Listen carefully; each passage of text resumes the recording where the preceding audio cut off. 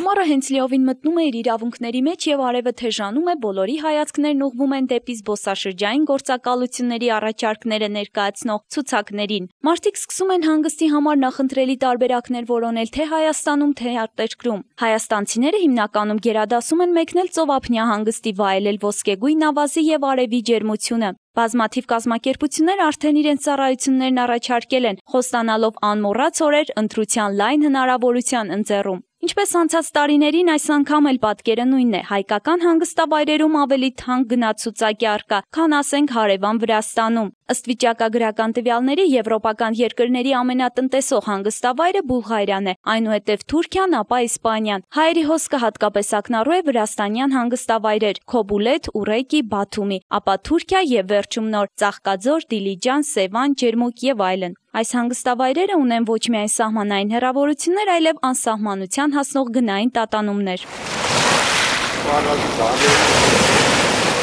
Քոբուլեթիումին նոր հանգստանալու համար պետք է, որ մարդն ունենա ընդամենը 40-ից 45 հազար դրամ։ Սրան զուգահեռ Ջերմուկի առողջարանի ուղեգիրը նախատեսված մեկ անձի համար մեկ օրվա դիմաց սահմանված է 30 հազար դրամ։ Սևանում երեկօրյա հանգստի համար $500 վճարելու փոխարեն զբոսաշրջիկները նախընտրում են նույն գնի շրջանակներում Անտալիայի 5 աստղանի հյուրանոցում մեկ շաբաթ անցկացնել կամ էլ 2 շաբաթ Բաթումիում։ Հայերը Ծաղկաձորյան 9-օրյա հանգստի փոխարեն գերադասում են 9 օր անցկացնել Քոբուլեթիում եւ դրա համար վճարել 70 հազար դրամ, որն իր մեջ կներառի հյուրանոց եւ 3 անգամյա սնունդ, պայման, որը չկա հայկական հանգստավայրերում։ Երկու անձի համար մեկ օր աղվերանում անցկացնելը կարժենա 19 հազար դրամ, Դիլիջանում 12 հազար, Ծաղկաձորում 15 հազար, Ստեփանավանում 16 հազար, Ջերմուկում 13 հազար դրամ, Հանքավանում 10 հազար, Արցախում 18 հազար դրամ։ Սրանք առաջարկվող ամենաէժան փաթեթներն են։ Շատ տեղեր եմ եղել, բայց այս տարի հələ նոր եմ սկսել, թե ուր պիտի գնամ,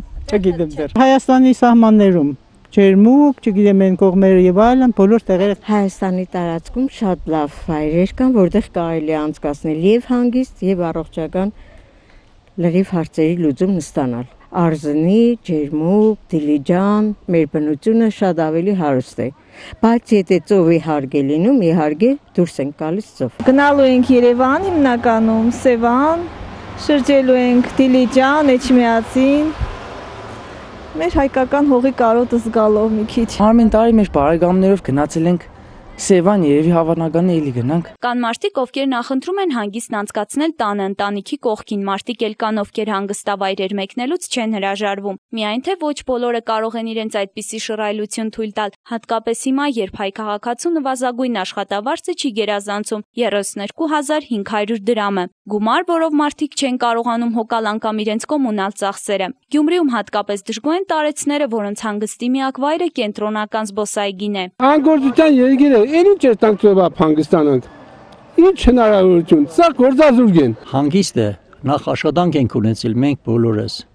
Ցեկտել ենք մասնագիտության մեջ եւ բարձրագույն ստանալու ժամանակ արհեստի մեջ միշտ առաջադիմությամբ։ Ավելի շուտ առաջ գնալ, որտեղ ապահովված ենք, որ աշխատանք ունենք։